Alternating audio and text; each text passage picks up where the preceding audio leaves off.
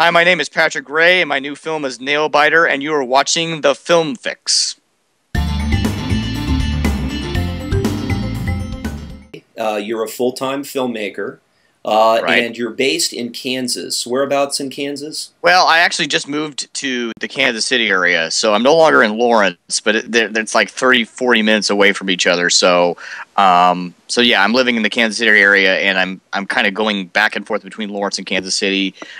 There's a really awesome film community in both areas. Lawrence, Kansas, of course, is where the University of Kansas is, right? Yeah, great Yeah. town. And did you go to University of Kansas? I did. I went to the film school there from 2000 to 2002. Actually, it was like 2.5 years. I went to a community college in Nebraska before that, but I ended up going to KU because it had the closest film school that I felt like, had what I wanted, and I had a really good experience there. And the film school has grown leaps and bounds since I was there. So I guess you were a big fan of the Twilight Zone and Outer Limits and that kind of thing as a kid? Yeah, people really kind of connect the Twilight Zone and Outer Limits to our films. I actually, I was way bigger into Tales from the Crypt, to be honest. But well, no, that's your generation. That makes complete sense. I got into Twilight Zone later, as I was, a little older, just because, when I was a kid, it was black and white, and of course, it wasn't cool to watch as much as Tales from the Crypt, which was kind of, one of those shows that we, kind of had to sneak around and watch, so the thing is that our films aren't nearly as graphic as the Tales from the Crypt episodes, though. Some of those were pretty disgusting, so I can see why people compare them more to Twilight Zone, which is a great comparison, and since then I've become a huge, when I was in college, I became a really big Twilight Zone fan, so I guess you could say that a lot of that has influenced me, and I just am attracted to that kind of material more than anything else, I guess, right now. What about the macabre? And I guess that's one way of putting it. But what about that kind of narrative attracts you? The thing about horror is it was the forbidden fruit when I was a kid. Growing up, my childhood was in the 80s, and of course the Freddy Krueger movies were big, and Friday the 13th and stuff like that, and you weren't supposed to be watching those movies. And of course it was cable was starting, it was really big, and so, I started sneaking around watching some of those movies on Cinemax, HBO. So what ended up attracting me to the macabre, I guess, is the fact that I wasn't supposed to be watching it. I think if my parents had said, go ahead, watch all the horror movies you want, I'd be making romantic comedies instead. So I mean, you'd be the Gary Marshall of Kansas. So. Oh Lord. But yeah, so that's kind of, I think, what ended up leading me down that particular path, is that we were told not to watch them, and that made us watch them. You constantly take risks and you experiment a lot, because the short form, because although you've made one feature and you have another feature that you're doing post on now, the short film has been the laboratory that has been the experiment. Am I right on that? Right. Yeah, absolutely. I always tell people, I said, you really, before you make a feature, you need to make as many shorts as possible, and make your mistakes with the shorts too, because once you get to a feature, there's more at stake. Obviously, you have to keep people interested for 90 minutes, and you have to obviously spend a lot more money. I find that the short films, what I think we've been doing with the short films is kind of branding a little bit, which I think is when you go to film festivals and you play as many shorts as possible, and you create kind of I guess a fan base of some type, so that people know who you are, and that way when you make a feature, more people are interested in seeing it. And so I don't know, I feel like the short films have allowed me to try different kind of stories too, and different kind of, different experiments, basically. Well, and it's short. I mean, it'll hold the tension for a little while, and or not, but it's not the end of the world. You put so much into a feature, and if it I was both complimentary and critical of your first feature, the Empty Acre. Right. Right. Yeah. Well, and that movie, I literally, right out of college. That was my first project, and I see things in there. You know, I was 24 when we started making that movie, and you know, it's certainly. I've had a lot of.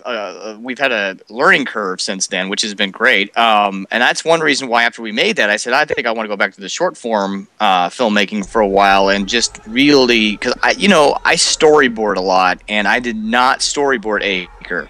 That was my first big lesson. Was I storyboarded, but I didn't use the storyboards. How about that? And while with the short films, it's very I'm very meticulous with the storyboards. Not so much that we can't divert from them when we're shooting, but it's definitely a blueprint that I use a lot. And so I learned that through the short films that I did after Empty Acre, because I felt like we were doing too much of a free form thing with Empty Acre, which I was 24. Maybe you can tell us the backstory on Acre, because here in Noonan, one of the markets that the show is going to appear in, they shot the Fat Boy Chronicles. And the Fat Boy Chronicles was shot by your DP on Acre, Jeremy Osborne. And so, right. You know, maybe you can tell us a little bit about the Acre backstory. Give us the thumbnail, because the story is quite remarkable. From the technical standpoint, you and Jeremy were pulling double duty during Acre, and Jeremy was shooting his wonderful musical Air, wasn't it? Again, this is he and I were both trying to, you know, we get out of film school and we were both trying to definitely jump right in and make names for ourselves. And I think Jeremy's probably one, if not the most talented guy I've worked with out of KU. You know, I ended up being the AD on Air while he was the DP on Empty Acre. We were shooting simultaneously. The interesting thing was he was shooting on 35mm film. I was shooting with digital. So we were kind of learning the ropes with both at the same time, which was cool. And it almost became like our own personal film schools, you know, going simultaneously. One of the things I like about you as a short filmmaker is that your ambition doesn't necessarily outstrip what you're capable of doing. And you often set your short films in a very tight environment. Do Not Disturb is a prime example. This is the kind of thing you've done several times. Yeah, most of our films, like for instance, Paint Shaker is also a good example of a very contained, set in a hardware store.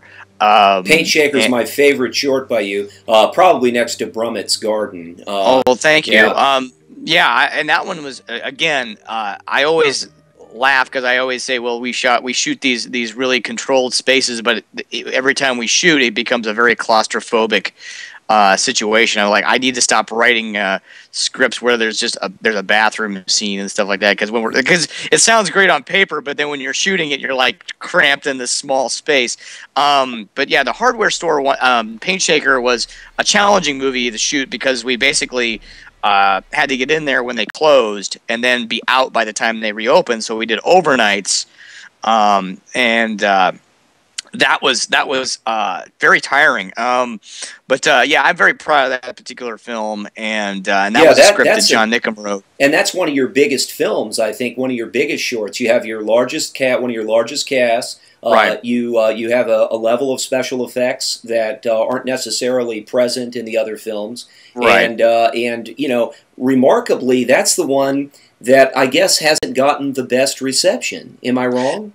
It's split. You know, it's funny because the script itself, I think, is polarizing. You know, I showed it to my family, and my sister hated it. She was actually very, very offended by it, and but then I show it to other people, and they're like for yourself, for instance, and they're like, that's the best short you guys have ever made. Absolutely. So it really depends. Well, like Brummett is kind of a universally liked piece of work, and same thing with Get Off My Porch, which is more universally liked, and I think it's because it's more they're more digestible.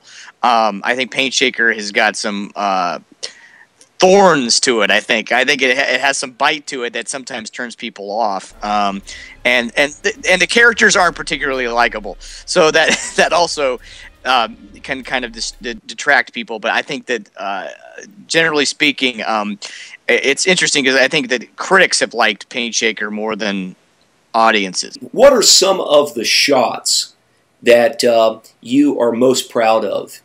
Is there a few in particular that you could show us and then talk about?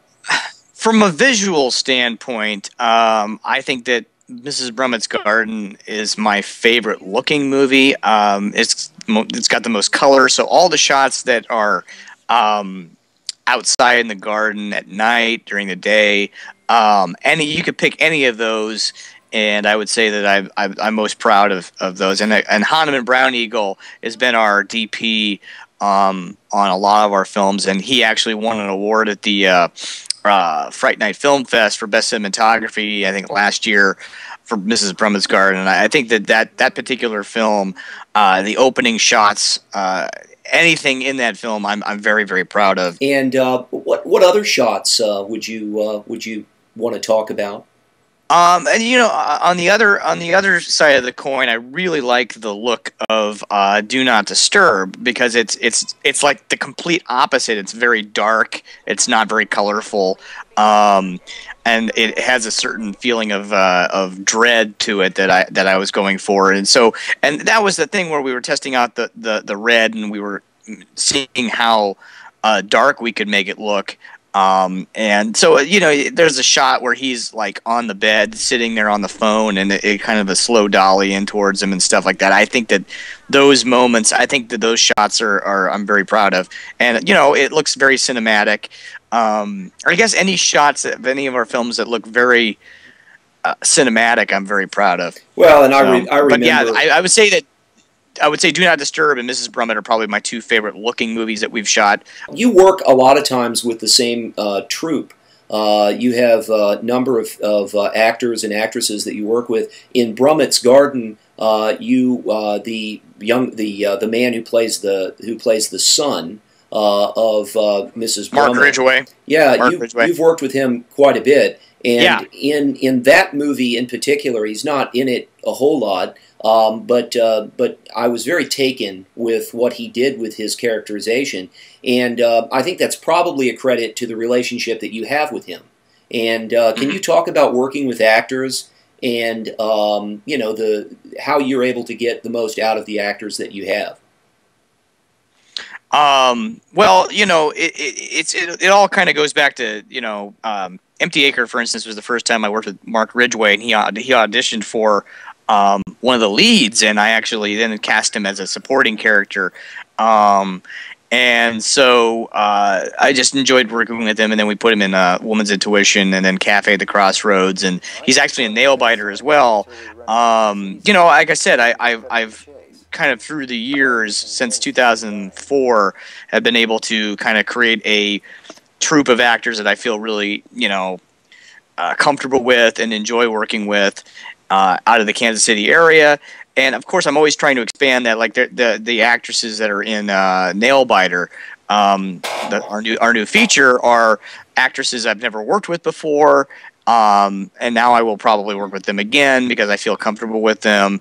You know, it's just one of those things where, for instance, with Get Off My Porch, Brad Meehan, who's the lead in that film, was the policeman at the end of Paint Shaker.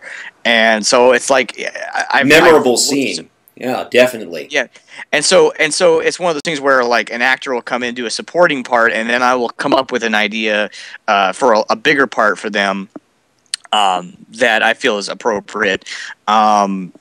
Like Alan Lohman, who's in Do Not Disturb, has a small part in Nailbiter. But yeah, like it's very interesting, the troupe of actors that we've worked with. And of course, our new short film, Time's Up Eve, which is actually shot in black and white. It was shot with a DSLR. I've got an actress I've never worked with before named Sharon Wright, and she did a great job. She did an awesome job. And so I'll probably end up putting her in something again down the road. And it's a testament to you as a filmmaker that you've been able to maintain these relationships over the years, and then, you know, watch. They still like working with me. Hey, Patrick, thank you so much for joining us on the Film Fix this week, and you know, we look forward to seeing Nailbiter. That's coming out pretty soon. I hope. Well, we know it will be, and so thanks so much.